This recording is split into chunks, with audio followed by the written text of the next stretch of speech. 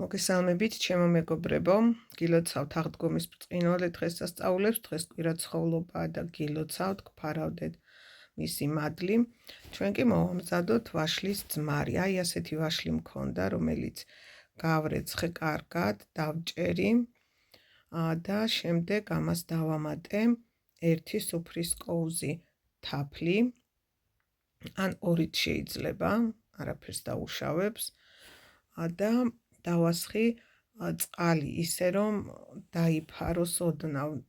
როდესაც წყალს ვასხავთ, ვაშლი ზემოთ ამოდის და ძნელი არის რომ ესე ზემოდან იყოს წყალი შემოყენებული, მაგრამ მაინც უნდა ვეცადოთ რომ იმ რაოდენობის წყალი იყოს ვაშლი რომ არ გაშავდეს და ამ ორევის დროს კარგად დაიფაროს და კარგად იყოს წყალში მოთავსებული. აგერ დავამატე კიდევ, რადგან ვატყობდი რომ არ იყო საკმარისი, კიდევ ერთხელ კარგად ამოურიე და შემდეგ აი ასეთი ტილო დავაფარე და დავტოვე. 5 დღის შემდეგ ჩვენი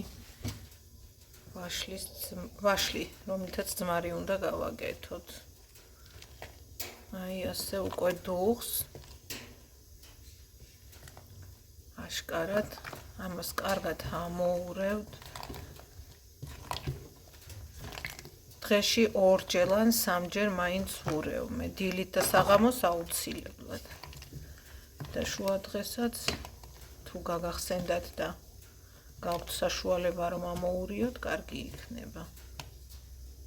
აი ასე. დაახლოებით 3 კვირა უნდა 21 დღე მომზადებას. რადგან ციოდა 21 დღეზე მეტი დრო დასჭირდა ჩემს შემთხვევაში ვაშლის ძმარის მომზადებას, ღუმელთან მქონდა სითბოში და მასე უფრო ადვილად დაძმარდება.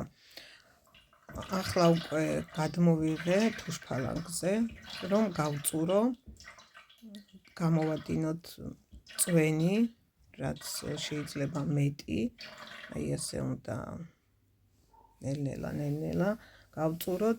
მქონდა ასეთი მარლა, რომლის საშუალებითაც უკვე აი ამ გაწურულს კიდევ გადავწურავ, იმიტომ რომ აქვს რაღაც თავისი ლანტია უფრო და აქვს რაღაც მინარევები ვაშლის. თან ჩემი ვაშლი არ იყო ისეთი კარგი ხარისხის, მაგარი ვაშლი არ იყო, რბილი ვაშლი იყო და ცოტა ჩაიშალა ამ პროცესში.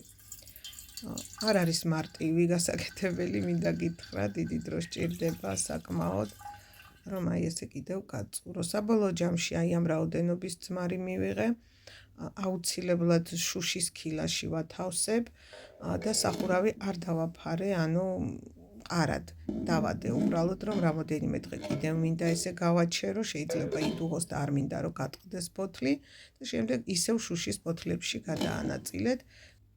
მადლობა ყურადღებისთვის, დაალაიქეთ, გამოიწერეთ ჩემი არხი. აბა დროებით წარმატებებს გისურვებთ. ნახვამდის.